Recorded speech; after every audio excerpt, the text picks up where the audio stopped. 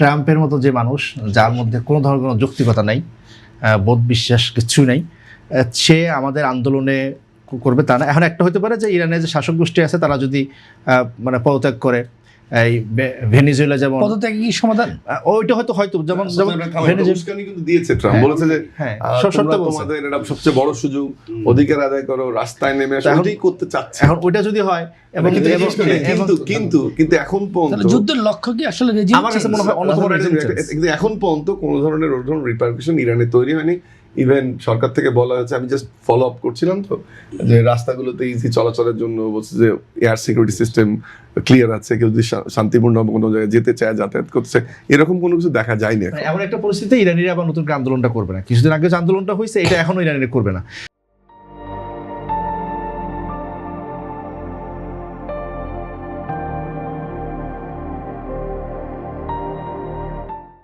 তো একটা সমাধান ওটা যে ট্রাম্প যেভাবে চাইছে তার মতো করে আমরা একটা রাসূলুল্লাহ একটা হাদিস আছে, কিয়ামতের আগে যখন দাজ্জাল আসবে তো দাজ্জাল বলবে যে আমার কথা মানো আমি তোমাকে জান্নাত বানাই দিব, এবং আমার কথা মানো আমি তোমাকে না মানলে জাহান্নাম বানাই দিব।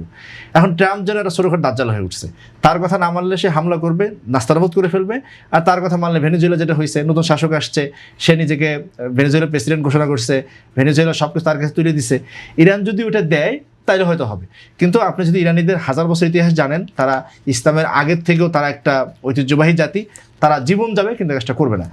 ফলে আমার কাছে খুব মানে সবাই যে আলোচনা করছে যে এই অভিঘাতগুলো অবশ্যই আসবে, হ্যাঁ, সারা বিশ্ব একটা ভয়ঙ্কর রকম একটা ঝামেলার মধ্যে পড়বে, কিন্তু এর আসল কোনো সমাধান আসলে আমি দেখি না।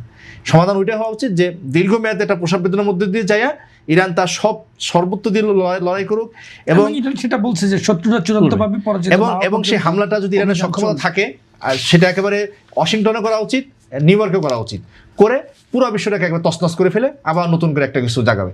সভ্যতা তো ধ্বংস হবে না, সভ্যতা তৈরি হবে, কিন্তু এই সভ্যতাকে আর কোনোভাবে টিকে রাখার মতো কোনো কারণও নাই, যুক্তিও নাই, এবং এই সভ্যতা টিকে থাকলে কোথাও শান্তি আসবেও না।